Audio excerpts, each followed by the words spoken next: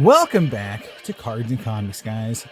I know I am late with my 23 wrap up video and my 24, discussion, but, you know, I was traveling on the road with the family, and I don't like to make videos on the road if I can help it, and I decided to wait till I got home. I got home this afternoon, and I'm in the basement doing my normal video, and I decided to do it right now. So I got my top pickups of the year, and I'll discuss my collection, kind of goals for 24 a little bit. But I want to start with, obviously my biggest pickup of the year here. I mean, there's no question. It's by far the biggest card I've ever, purchased, traded for. It's the Alpha. It's the Omega. It's the He Who Shall Not Be Named card in my collection. It's the one thing I never thought I'd actually own, and I finally own it. So it does create some conundrums for me as a collector. Mostly, what do I do now? Where do I go from here? How do I want to proceed now that I've got the Grail, the actual Grail, the white whale, the thing that I never thought I would get, right? So that does kind of like, there is sort of this post, pick up kind of like, what do you do next kind of thing. And I've thought about it. It's been basically 5 months since I picked this card up, and I've put together some thoughts, and I'll share them with you, and kind of just discuss how I think I'm going to go forward. Now, if you want to know how I got this card, you can go back. I did do a video in the National about this, so you can watch it, what I traded for, how I picked it up. And I will say this, for the most part, the collector community was amazing. I had an awesome time. The guys that were with me when I picked it up, watch the video, you'll see who was there. It was really special. It was really cool. One of my buddies from Indiana, Doug, was there with me. Like, it was awesome. I will say this though, as a collector, I did see a lot of people comment negatively towards me about the trade, how dumb people thought it was, just how, like, why would you ever make a deal like that? So it was like good and bad, So again, just like picking the card up, it does create questions. Just like in the collector community, when you post things like this and be very open about your collecting styles and what you do, it creates criticism. People talk about it. So it was a very interesting experience. But in the end, it is the one card now that I would say I would never ever get rid of unless I have no other cards, right? It used to be the Clemente rookie card. Now it's this card and the Clemente rookie card will be the two cards I would never ever get rid of unless they were my last cards. So there you go. And I'll talk about sort of my future at the end of the video when I go through the kind of what I want to do in 24. But this is obviously my biggest pickup of the year. It would be dumb of me just to leave it hanging out there like what I was going to do. It's on the sleeve. I'm sorry, guys. It's not on the card. So I didn't want to try to make it suspenseful, make, oh my God, what's the last card going to be? No, this is the card. This is the card. So there's no need to make it dramatic. But we'll go on to other cards I picked up during the year that I thought were amazing that I still own. I want to make sure it was cards I still had in my collection. Here's a really good one. 58 Mantle. Love this card. One of my favorite mantles, especially when you get one that's this nice. Just really well centered, great color, good borders. I mean, just a super nice card. And that's what I wanted. I only want these kind of cards if they're going to be this nice. Honestly, I'm to the point now with my collection is I just want nice cards. I don't care as much about grade as I used to. I just want the cards to present well and to look good in the collection and to be something I want to, enjoy and have fun, looking at and displaying. And this card definitely conforms to that. It's a little off on the back. You can see it's not miscut, but it's darn close. So, but I don't really care about the backs. I care about the fronts. And that card is super nice. Another card I picked up this year that, I really love and really helps me out with my collection is this 55 Willie Mays. So this card was, something I picked up, I think around April, May time period. It's, a card I've been after for a long time. It was one of my big hit list items on my 23 collecting goals. And this card really helped, tie those collecting goals out neatly for me. So I got this card. It was super, you know, um, amazing for me because I've never owned this card. I've never had this card in my life. So I'm just super excited to have this card. I never even taken out the eBay sleeve. I just love this card so much. Um, so super stoked about getting two really nice vintage cards. Now, as far as the other big Clemente card I picked up this year, it was a 71 O-Pg.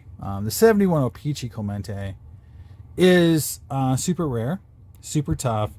This card is off center top to bottom, but other than that, it's a very nice six. Very, very nice. You can see how nice those corners are. And like I said, this might be an 8 OC versus a straight, 6. It's a super nice card. This card is really tough. Really tough. One of the harder Clemente cards to get. And so, this year I picked up two amazingly cool and rare Clementes. And again, now it's kind of like, what do I do next, right? What do I do next? So, in my card collecting goals for the year, I had a lot of, King Griffey Jr. cards on the goals and things I wanted to pick up. And things just happened throughout the year. I got a lot of cards that I was really not, wasn't really a target, not a goal to get, but I ended up getting them, and they ended up being some of the better cards to pick up for the year. And so I'm going to go through some of my better modern 90s cards that I really wanted to pick up this year, because you'll notice, I've talked about it a little bit, is like my vintage collection my pickups have gone down in volume. I think my quality is high. I think if you look at these cards, these are high quality vintage pickups. So I think it's more of a quality over quantity on my vintage side. My quantity on my 90s cards are going up quite a bit. Buying a lot more 90s cards. So we'll go right into them. First up here, and there's no real order for some of these, but some of the bigger cards will be at the end. But first up here is I picked up the 1998 Stars and Steel Hollow Gold. So the 98, and I also picked up the 99 Domed Hollow Gold. So I picked up both Griffey Hollow Golds from the Topps Tech set. These are really cool cards. I didn't really know what they were. I hadn't seen them in my life. And I started researching Griffey cards, and I saw these, and I thought, when I first had I bought a Scott Rowland of this type of insert, and then I really, just loved it. And I'm like, well, I got to get the Griffey. And so not only did I get one Griffey, I got two. So I now own two of these cards. I'm going to get one of them graded. I'm going to keep one raw because I'm putting this set together now. I love it so much. And I end up might even do this set eventually. I mean, I just think they're both amazingly great cards and great sets from the 90s. And I love the fact that you've got the refractor back. So that's kind of the lead off is those two amazing Topps Tech cards. Now, another major pickup for me through this year was, and it's shocking, it's going to be a basketball card, right? This is one of those sets that I've always loved, Soul the Game. And so I said to myself and I this year that, this card isn't the most expensive Jordan insert, but I think it's one of the cooler looking ones. And to me, it combines coolness, desirable card that people still love, and it still has some affordability to it. So I went ahead and I picked up a 9. And the fact that I bought a BGS 9 saved me a lot of money. And I think this is one of the things I would say in next year is that if I do decide to pick up some more Jordan cards, Connor McDavid cards, I will definitely look for BGS because of just this price difference. I don't think the quality grading is that much different. I don't think they'll cross over with bumps. I don't think I'm going to pop this out and get a 10 on it. But I think it could be a 9. And that's okay. I just love the card, and I'm really glad I went and picked this card up. It just looks amazing in my collection. I don't have many big basketball cards at all, so I just love having one amazing, cool looking Jordan. And one of the inserts I really want to pick up is either Dunkin' Go Nuts Jordan or the big man on court. I just feel like the Dunkin' Go Nuts Jordan is one I would love to pick up next. So I don't have a ton of Jordan inserts, but there's a few I really want that I think I can afford. And this is one of them, and I went out and grabbed it. So it's kind of a weird one for my list for the year, but it made it. Next up is a Griffey card that I picked up that I think is amazing. It's the Flair Brilliance Pulsar set, Shining Stars Pulsar. So they made a Shining Star set, and then they made a refractor version. Their version is called a Pulsar, and it's on both sides. So you can see it's a refractor on both sides. Now, I didn't just buy this card. I bought the entire set to get this card because at the National, the dealer that had these cards only had one Griffey left, and it was in a full set. And if you wanted to buy the Griffey, you had to get the full set. They wouldn't break it up. And so I got it, and I had, other cards in that set like the Derek Jeter, which I got graded an 8. So they're tough cards. They're tough to grade, but they're amazing in hand. They're one of the nicest 90s cards. And if you like shiny cards, that's the set for you guys. Shininess from the 90s. It's amazing. Next up, again, no particular order, 1998 finest Frank Thomas, the Man Refractor. Again, I think the Man Refractors are works of art. This and the Established are two of the nicest cards from the 90s you'll ever see. It's hard to describe the depth of refractor this card has and the color change. It's beautiful. It's dual-sided, so you can see almost that rainbow effect throughout that card. Numbered to 75, which is weird. Most rare refractors from the 90s were numbered to 100. This one was only 75, so it's even a little more rare. And you can just see how cool and deep that refractor goes, how it almost becomes 3D effect. It's just one of the, and again, I say it's a little bit of a work of art. Design on this card is just, top notch. Love this card. I'm glad I have this. I don't have the Griffey, so I got more Griffey cards to get.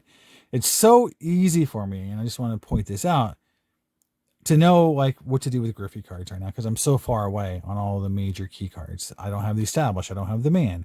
I don't have a lot of the key Griffey insert cards I really want to have. So I know where to go. I know what to get. I really have a plan there. For Vintage and some other cards that I've been collecting for a long time that I have these fairly advanced collections, I have to sort of choose, do I want to keep going down and buying some of those cards, or buy more of these cards? So it is sort of my collector crossroads, but I love that card. And again, this set itself is just one of the best looking sets I think ever made. Next up is a card I got in a trade. So I did something. I got off my butt a little bit as I was sorting all my cards. And I said I went and sorted all my cards. So I've been sorting cards for a long time, getting cards graded, really curating my collection, really seeing what I have. And I went back and found all my Matt Holliday cards. And I was a big Matt Holliday collector for a long time. And honestly, once he retired and doesn't look like he's probably going to make the Hall of Fame, he's just Hall of Good kind of player, I didn't think much more about it. And then I had posted about this MVP card from 99 Tops. I had a Matt Holliday, which is really rare.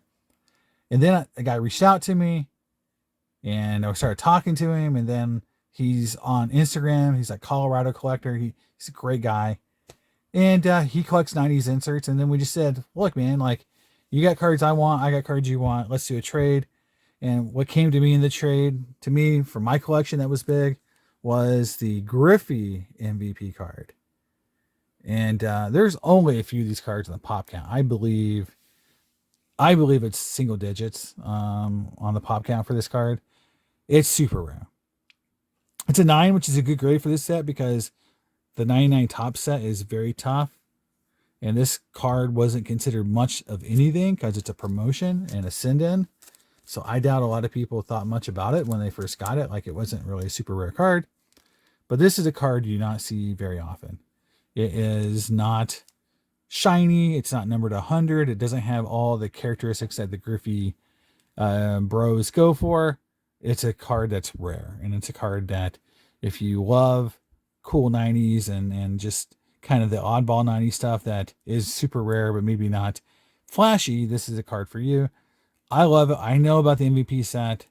I got that Matt Holiday rookie card MVP because I knew how rare it was. And yeah, now I'm really liking having the Griffey now, and it's super hard.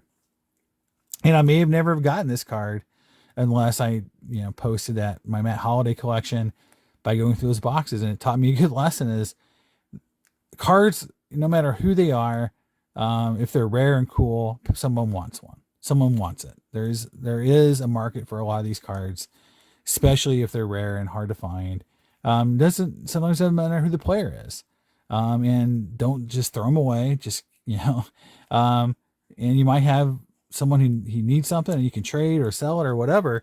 But I took something that I thought was kind of like a collection that was dead and turned it into some really cool cards, and this is one of them. And I'm super glad to have it. This is the back for anyone who's never seen an MVP back. It's a whole contest. You can kind of read about it. But you had to send it in, and if you like they picked the MVPs and you get special cards. And there's a winner card that was if he was the MVP, there was a winner card and everything else. But it's complicated. I don't want to go into the contest, but just know that the card itself is pretty rare.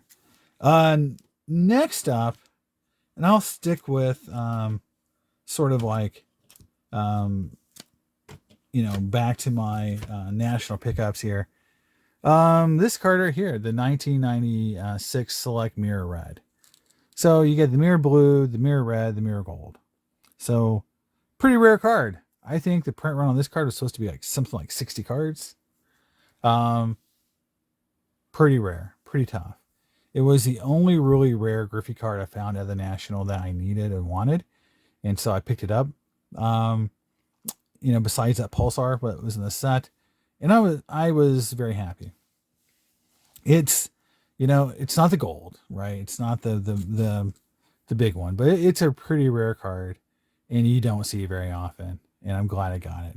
It's my first 96 Select Mirror anything, so I'm just happy to have it. It's kind of like one of those cards I wasn't looking for when I grabbed it, but now that I have it, I'm really, really glad I did. And one of these days I hope to have a gold, which may or may never happen, but at least I have a red, and I have at least something from this set. And obviously I'll try to get the Mirror Blue, but the gold is the obviously the big one, but the blue and the red are both really tough to find. So here it is, the Mirror Red from the National. All right, going down to the last couple cards here. Another card I picked up that I never thought I'd own was the Credentials from 97 EX 2000. Beautiful card, not numbered, but oh yeah, it is. I'm sorry, these are numbered. Let me take it out of this eBay. I think they're $2.99. I don't know what I was thinking, but yeah, like these are, or this set is just super popular, right? Yeah, 276 out of 299. Yeah, so I was able to snag this, and obviously $2.99 is not the uber rare out of 99 type card that a lot of people collect. Also, it's not like the Essential Credential, which could be really low numbered, but it's rare enough, low enough, and obviously the Essential Credential with the kind of like the galaxy background is the one everyone loves, but this one's still really cool. It is a card I'm super glad I have, and there you go. Never thought I would get this card because I just never thought one. And I think the PSA 7 helped me grab it because I think some of the diehard Griffey collectors are very much grade snobs. So they probably just passed on it because it was a 7, and I was able to pick it up at a good price, and I was really happy to get one in my collection. Now, the last 3 cards are from sets or have a little bit more special meaning to me. We'll start here with the 99 Bowman Spess Atomic Refractor. This is numbered out of 100. There you go. This one is 92 out of 100. I graded this myself. I bought it while I was in Chile. Made me very nervous to buy a card like this sight unseen, and got it graded because it was a raw card on eBay purchase. And just love this set. It has a lot of special meaning to me. 99 Bowman's Best was something I was actually opening as a kid, and I was able to acquire the card, got it graded, came back at 9. And I just love it. And it's one of my cornerstone cards in my collection because my main focus on my Griffey collection is 90s refractors.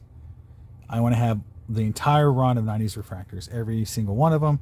So this is obviously one of the biggies because it's numbered out of 100, and knocked it off. So I was very happy to get this card. Super nice Griffey card. Second to last here. Here we go. Here is the other refractor. This is the 98 Bowman's Best. So again, that's 98. This is 99. This is the atomic. This is the regular. But this card has significance because I opened this out of a pack and graded it myself. Came back a Gem Mint 10. So that was pretty impressive, pretty cool. Special moment for me to open this card on my channel. It's numbered out of 400 and be able to grade it and have it come back at 10. Probably, I mean, it could be the only time this ever happens to me. You know, open a box of 90s cards, pull the actual Griffey card, one of the rare ones, get it graded, come back at 10. So that's just cool. It happened. Super stoked. If you want to watch that video, it's posted on my box breaks. And last but not least is just, I think, one of the best insert sets of the 90s in terms of autographs. I did get the Epic Signature Griffey this year. It's a 99. I think the autograph looks like a 10. You tell me if you think that autograph is a 9 or a 10. I just think it's got one streak here. And that's what did it. I gave it a 9. I think the autograph looks pretty strong. I've seen a lot worse. So that's my card side of it. Here's the back. So this will be part 1 of my 23 collection videos. I'm going to split up the comics and cards because I think the video is a little too long to do both. So I'm going to do my comics in the second part of the video and then talk about my collection goals in part 2 as well. So stay tuned for part 2. Hope you like my sports cards pickups for 23 and my best of, and I'll see you next time on Cards and Comics. Bye.